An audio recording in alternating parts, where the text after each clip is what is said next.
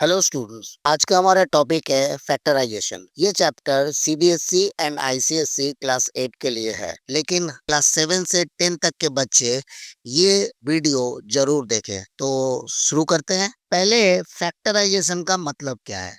Factorisation है factor, factor से जुड़ा हुआ पार्ट। अब फैक्टर क्या है पहले जानना पड़ेगा। फैक्टर है, अगर मान लीजिए एक एक्सप्रेशन है A X square plus B X plus C, ये क्वाड्रेटिक इक्वेशन है। क्वाड्रेटिक का मतलब है एक्स का पावर अगर 2 हो तो उसे क्वाड्रेटिक बोलते हैं।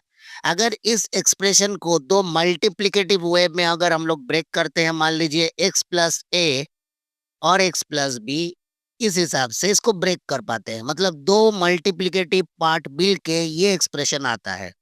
तो ये मल्टीप्लिकेटिव पार्ट को बोला जाता है फैक्टर। मैंने एक एक पार्ट को फैक्टर बोलते हैं, दोनों को मिला के फैक्टर्स होंगे। और ये जो फैक्टर एक्सप्रेशन से आ रहे हैं, ये जो पूरा ब्रेक है, इसको बोला जाता है, इस मेथड को बोला जाता है फैक्टराइजेशन। ये पूरा प्रोसेस को बोला जाता है फैक्टराइजेशन। आपको समझ में आ गया होगा फैक्टर्स क्या है। अब यहाँ पर फैक्टर्स में ब्रेकेबल अनब्रेकेबल फैक्टर जैसा बहुत कुछ होता है। जैसे मान लीजिए अगर आप 8 का फैक्टर ला रहे हो, तो पहले ही तो 8 का फैक्टर आ जाएगा 8 into 1। तो 8 का कुछ नहीं है, मतलब 1 फैक्टर है। ये भी हो सकता है। और नहीं तो हम 4 into 2, तो 4 भी है 2 भी है। और कोई कोई बच्चे इसको 2 into 2 into 2 में ला सकते हैं। तो पहला बात है कि फैक्टर को हम ब्रेकेबल और अनब्रेकेबल दोनों जगह ला सकते हैं।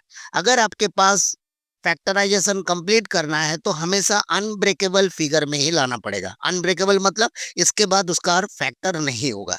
ठीक है। तो हमको फैक्टराइजेशन करने का मेथड क्या है? किसी भी एक्सप्रेशन को 2 और मोर मल्टीप्लिकेटिव फैक्टर में लेके आना है। मतलब एक एक्सप्रेशन को प्रोडक्ट ऑफ टू और मोर एक्सप्रेशन में कन्वर्ट करना है। That is called factorisation. अब ये फैक्टराइजेशन बहुत सारा मेथड से होता है। जैसे जैसे कि यहाँ पर मेथड आ जाते हैं। जैसे आपका फैक्टराइजेशन का पहला मेथड आता है, वो है कॉमन। दूसरा मेथड है, इसी का दूसरा मेथड है फॉर्मूला, माने अप्लाई फॉर्मूला। चलिए फॉर्मूला को फॉर्मूले कर देते हैं, बहुत सारा फॉर्मूला अप्लाई होगा। नंबर 3 मेथड है फैक्टर, जिसको बोलते हैं मिडिल टर्म फैक्टर।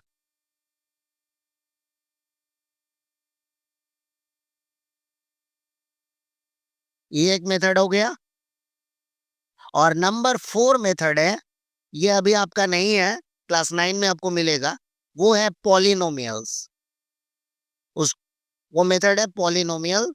ऐसे में पॉलिनोमियल सारे हैं, लेकिन पॉलिनोमियल मेथड जो है, पॉलिनोमियल, और इसको हम लोग बोल सकते हैं वैनिशिंग मेथड। ये मेथड किसी को अभी पता नहीं है, वैनिशिंग, वैनिशिंग मेथड। इसके बारे में भी थोड़ा बहुत आपको दिखा देंगे, आपको अगर कुछ एक्स्ट्रा सीखना हो। इसीलिए ये क्लास क्लास 7 से लेके क्लास 10 के बच्चे इस क्लास को जरूर फॉलो करें, क्योंकि ये फैक्टराइजेशन है, फैक्टर है, माने फैक्टर ओरिएंटेड है। ये आपको सॉल्व करने के लिए, इक्वेशन बनाने के लिए बहुत काम में आता है। तो बहुत इंपॉर्टेंट चैप्टर है। एक एक करके सबके बारे में बात करेंगे। पहला पार्ट है कॉमन, दूसरा पार्ट है फॉर्मूला या फिर फॉर्मूले, बहुत सारे फॉर्मूले हैं।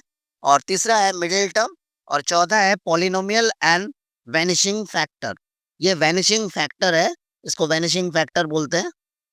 तो ये एक अलग तरीके का है, ये क्लास 9 के लिए है, क्लास 8 के लिए नहीं है। लेकिन फिर भी क्लास 8 में भी थोड़ा बहुत इसको टच करके हम लोग जाएंगे। और मिडिल टर्म फैक्टर, फॉर्मूले और कॉमन, ये तीनों क्लास 8 के लिए है। क्लास 7 के बच्चे, क्लास 10 के बच्चे, क्लास 8, क्लास 9 सभी बच्चे इसको देख सकते हैं, सीबीएसई आईसीएसई। और देखना जरूरी भी है ये वीडियो। तो पहले आते हैं कॉमन में। कॉमन क्या है? कॉमन है, मान लीजिए आपके पास कोई एक्सप्रेशन है, उस एक्सप्रेशन को कॉमन लेने का तरीका क्या है ना, एचसीएफ। अगर आपको एचसीएफ नहीं पता तो चलिए हम लोग एचसीएफ सीखते हैं थोड़ा बहुत। तो हमारे पास एक इक्वेशन है 2a² plus 5ab minus 3b², 3ab², चलिए 3a³ b कर देते हैं। अब इन तीनों में से कॉमन क्या है? कॉमन का मतलब होता है एचसीएफ। तो चलिए हम लोग आपको छोटा छोटा करके पहले HCF सिखाते हैं। तो एक काम कीजिए, फर्स्ट एक्सप्रेशन लीजिए। फर्स्ट एक्सप्रेशन क्या है? 2a²। इसका मतलब है 2 इंटू ए स्क्वायर। सेकेंड एक्सप्रेशन लेते हैं 5 इंटू ए इंटू बी। चलिए इसको भी ब्रेक कर लेते हैं, 2 इंटू ए स्क्वायर। अब थर्ड लेते हैं, तो अब एक काम कीजिएगा, यहाँ पर कोई साइन लेने की जरूरत नहीं है, हम एक्सप्रेशन ले रहे हैं, पहला, दूसरा और तीसरा। इससे और भी आगे होगा तो उसको भी ले सकते हैं। अब तीसरा एक्सप्रेशन है 3a³ b, जिसको हम लोग ब्रेक करेंगे तो 3 इंटू a³ इंटू बी। अब यहाँ पर चेक करेंगे कॉमन क्या है, तीनों में से मैच कौन कर रहा है। अब यहाँ पर मेरे पास न्यूमेरिकल में 2 है, 5 है और 3 है। 2, 5, 3 का अगर HCF करेंगे तो HCF आएगा 1। आपको पता है कि 2, 5, 3 तीनों का तो कोई कॉमन पार्ट है नहीं, तो तीनों का जो HCF आएगा वो हो जाएगा 1। अब यहाँ पर उसके बाद आते हैं ए में। ए है a², ए और a³ इसका मतलब ए मैच किया है। जो एक्सप्रेशन मैच करेगा, जो मतलब है जो पार्ट मैच करेगा, उसका जो लोएस्ट पावर रहेगा उसको हम लोग लेंगे। तो ए में a², ए और a³, तो हम लोग लेंगे ए। तो इसका मतलब ए सब में कॉमन है। और बी देखते हैं सब में है कि नहीं। बी इसमें है लेकिन इसमें नहीं है, इसका मतलब बी नहीं होगा। आंसर है ए, तो ए हो गया HCF। तो इन तीनों एक्सप्रेशन से हम लोग ए कॉमन ले सकते हैं। अगर ए कॉमन लेते हैं तो क्या होगा, ए का जो वैल्यू है वो घट जाएगा। तरीका एक है कि कभी कभी कोई दिखाता है अलग तरीके से, जैसे आप देख लीजिए 2a² प्लस -3a³ अगर हम एक कॉमन लेते हैं तो हमारे पास रह जाता है, अगर एक कॉमन लेने का मतलब है बाहर मल्टीप्लिकेशन करके निकाले हैं तो अंदर डिवाइड कर दीजिए आप। तो डिवाइड का मतलब है, हर कोई ये समझता नहीं है, इसको क्या करता है कि हटा देता है, एक को थोड़ा एक एक करके घटा देता है, इससे करता है। लेकिन बच्चे को पता नहीं चलता, क्यों पता नहीं चलता, अभी हमको सिखाएंगे ये चीज। अगर आप इसको डिवाइड कर देते हो तो ऐसा दिखेगा।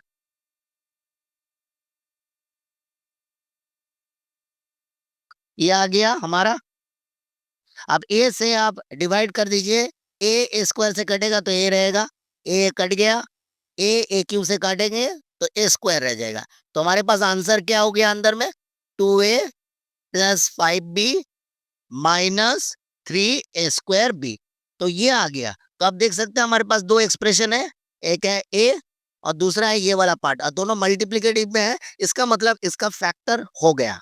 ये एक फैक्टर है और एक दूसरा फैक्टर है, और पूरा मेथड को बोला जाएगा फैक्टराइजेशन। तो इस तरीके से हम लोग कॉमन ले सकते हैं। अब कॉमन का जितना भी फॉर्मूला बेस्ड मैथमेटिक्स है या फिर जितना भी सम्स है, वो सम्स हम करने वाले हैं। तो कॉमन और भी थोड़ा क्रिटिकल कॉमन हो सकता है, तो हम लोग सम्स करते करते कॉमन सीखेंगे। ठीक है, तो चलते हैं सम्स की तरफ। एडुकेशन हमारा राइट्स है। एक एडुकेटिव सोसाइटी बनने के लिए शिक्षा की विस्तार जरूरी है। इसलिए सभी स्टूडेंट से अनुरोध है कि आप इस वीडियो को खूब शेयर करें, जिससे ये वीडियो उन तक पहुंच पाए जिनको इसकी बहुत जरूरत है। अब कॉमन के कुछ सिंपल सम करते हैं। पहला सम है 5x प्लस 20। ठीक है, तो 5x और 20 में x तो यहाँ पर है नहीं, तो x तो कॉमन नहीं जाएगा। अब हमको न्यूमेरिकल कॉमन देखना पड़ेगा। 5 और 20 में कितना कॉमन जा रहा है, 5 से 20 डिवाइड हो रहा है, इसका मतलब है 5 कॉमन जाएगा। अगर 5 कॉमन आया तो रह कौन जाएगा, x। और 20 से 5 को अगर आप डिवाइड करोगे तो कितना आएगा, 4।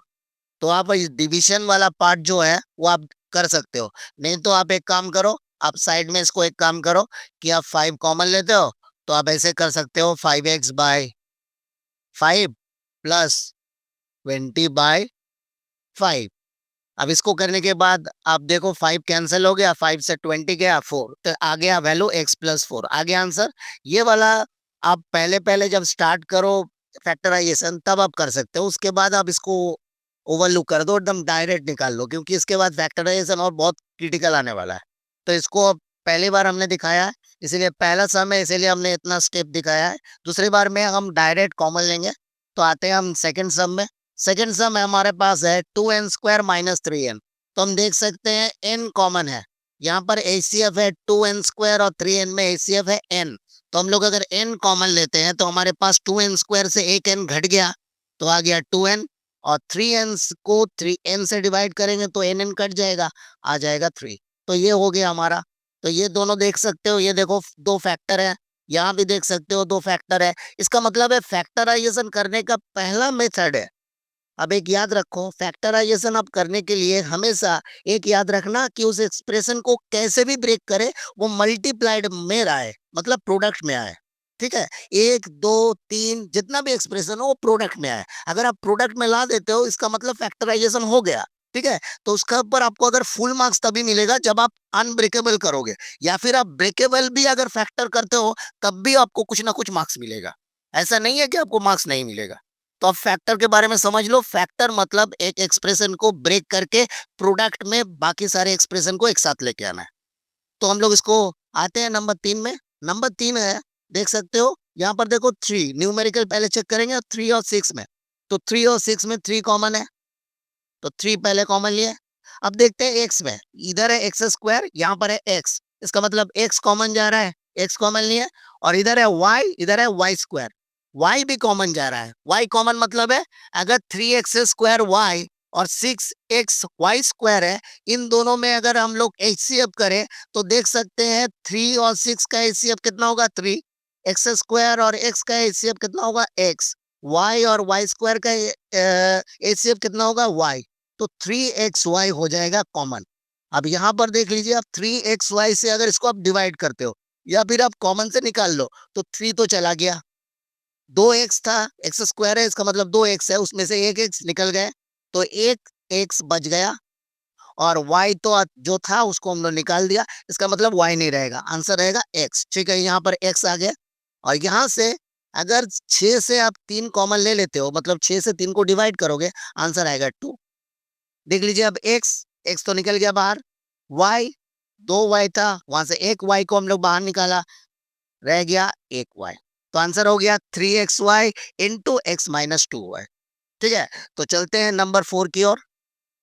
नंबर 4 में आप देख सकते हो एक ही टाइप का है, 6 और 9। 6 और 9 में कॉमन कितना होगा, एचसीएफ कितना है 6 और 9 का 3। तो 3 पहले कॉमन ले लेते हैं। अब यहाँ पर चेक करते हैं मैच कौन कर रहा है। ए यहाँ है नहीं है, इसका मतलब ए एचसीएफ नहीं है। बी है कॉमन पार्ट, हाँ है, दोनों तरफ बी कॉमन पार्ट है। तो हम लोग बी को भी कॉमन ले लेते हैं। रह के क्या गया, 3 से 6 को डिवाइड करेंगे तो हो जाएगा 2, और बी निकल गया हमारे पास और ए बचा, तो हो गया 2a माइनस 3। 9 से 3 गया, रह गया 3, क्योंकि 9 से 3 को डिवाइड करेंगे, बी तो आ गया कॉमन में, तो बी तो है नहीं, बचा कौन है सी। तो आंसर हो गया 3b into 2a minus 3c। तो ये हो गया हमारा नंबर 4। इसी हिसाब से नंबर 5 करते हैं। नंबर 5 में आप देख सकते हैं अब न्यूमेरिकल का पावर थोड़ा बढ़ेगा, मतलब न्यूमेरिकल और एक्सप्रेशन या फिर अल्फाबेटिक पार्ट। न्यूमेरिकल में उतना प्रॉब्लम नहीं होता जितना अल्फाबेटिक में होता है। तो 18 और 27, 18 और 27 3 से जा रहा है, लेकिन 3 इसका एचसीएफ नहीं है। हमने कहा हाईएस्ट कॉमन फैक्टर, सिर्फ एक कॉमन फैक्टर नहीं, हाईएस्ट कॉमन फैक्टर। तो 18 और 27 का हाईएस्ट कॉमन फैक्टर है 9, 9 कॉमन जाएगा। अब यहाँ पर है ए क्यूब और यहाँ पर है ए स्क्वायर, तो ए क्यूब और ए स्क्वायर ये तो कॉमन है दोनों में। अब दोनों का अभी बताया एचसीएफ में दोनों में सबसे कम पावर कौन है, ए स्क्वायर, इसका मतलब ए स्क्वायर कॉमन जाएगा। ठीक है, तो ए स्क्वायर हो गया। तो यहाँ पर अगर 9 कॉमन लेते हैं 18 से, रह गया 2, और ए क्यू से ए को बाहर निकालते हैं, रह जाता है ए, और 27 से 9 को कॉमन लेते हैं, आ जाता है 3, और एक ए स्क्वायर हमारा कॉमन ले चुके हैं तो ए स्क्वायर नहीं रहेगा, बचा कौन बी। तो ये हो गया हमारा answer 9a square into 2a minus 3b। ठीक है, अब चलते हैं नंबर 6 सम की ओर। ये सम थोड़ा सा लंबा है तो इसको थोड़ा ध्यान से करना है। पहला है 14, न्यूमेरिकल चेक करेंगे, उसके बाद है 10, उसके बाद है 8। अब 14, 10, 8 इन तीनों का एचसीएफ क्या होगा, इन तीनों का एचसीएफ होगा 2, क्योंकि ऐसे भी पता कर सकते हैं आप। देख लीजिए, इससे इसका गैप है 2 और इससे इसका गैप है 4, तो 2 ही आ रहा है। तो 2 से सारे डिवाइड होंगे, 4 से तो जाएगा नहीं, 4 से 10 नहीं जाएगा, 4 से 14 भी नहीं जाएगा। तो यहाँ पर 2 आ रहा है, तो 2 को पहले कॉमन लेते हैं। उसके बाद चेक करेंगे एक्स वाई है, तो एक्स स्क्वायर है यहाँ पर, यहाँ पर भी एक्स स्क्वायर है और यहाँ पर एक्स है, तो इसका मतलब सबसे कम पावर, तो एक्स कॉमन आ रहा है, उसमें सबसे कम पावर है एक्स, तो यहाँ पर ले लिए एक्स। अब वाई में चेक करेंगे, वाई का है वाई स्क्वायर, यहाँ पर भी है वाई स्क्वायर, यहाँ है वाई, तो वाई का भी सबसे कम पावर है वाई। तो मिनिमम पावर लेना है हमको, मैक्सिमम नहीं। तो 2xy कॉमन आ गया, अब 14 से 2 गया तो आया 7, एक्स स्क्वायर से एक्स घटा तो आया एक्स, वाई स्क्वायर से वाई घटा तो आया वाई। अब यहाँ से -10 है, ये आ गया 5। अब यहाँ पर एक्स स्क्वायर से एक्स घटा तो आया एक्स, और वाई तो नहीं है मेरे पास, प्लस अब यहाँ पर आ रहा है 8, 8 से 2 गया तो आ गया 4, और वहां से एक्स चला गया, देख सकते हो आप, एक्स से एक्स कॉमन बाहर आ गया। अब बचा वाई, वाई स्क्वायर से वाई घटा तो आ गया वाई। तो ये हो गया हमारा आंसर। तो 2xy into 7xy minus 5x plus 4y, ये हो गया हमारा आंसर। ठीक है, अब चलते हैं नंबर 7 सम की ओर। नंबर 7 सम है 12 square b minus 9ab square plus 6ab। अब यहां पर भी हमको चेक करना है न्यूमेरिकल में, देख सकते हैं आप न्यूमेरिकल, 12 है, 9 है, 6 है, देख के पता चल रहा है सर 3 से जाएगा, तो 3 आ गया हमारा 3 पहले। अब चेक करेंगे ए बी, ए स्क्वायर है, ए है और ए है, इसका मतलब ए आ रहा है कॉमन, बी है, बी स्क्वायर है और बी है, इसका मतलब बी कॉमन आएगा, तो आ गया 3ab। सेम टाइप का ही सम है दोनों। अब यहाँ से 3 कॉमन लिए 12 से, तो आ गया 4, 4 से एक ए निकला, ए रह गया, तो 4a, बी तो हमारा कॉमन चला गया है, तो बी तो नहीं रहेगा, माइनस अब 9 से 3 गया, 3 रह गया, ए तो कॉमन चला गया है, ए नहीं रहेगा, और बी भी एक निकला है, यहाँ पर बी स्क्वायर है, 2 बी से एक बी यहाँ आ गए, तो एक बी बचा हुआ है। ठीक है, अब जाते हैं लास्ट वाला। अब 3 से 6 गया, रह गया 2, अब यहाँ पर ए भी कॉमन आ गया है और बी भी कॉमन आ गया है, दोनों कॉमन आ गया, मतलब कुछ नहीं रहेगा, तो आंसर हो गया 3ab into 4a minus 3b plus 2। तो ये है हमारा सिंपल कॉमन का एक्सप्रेशन।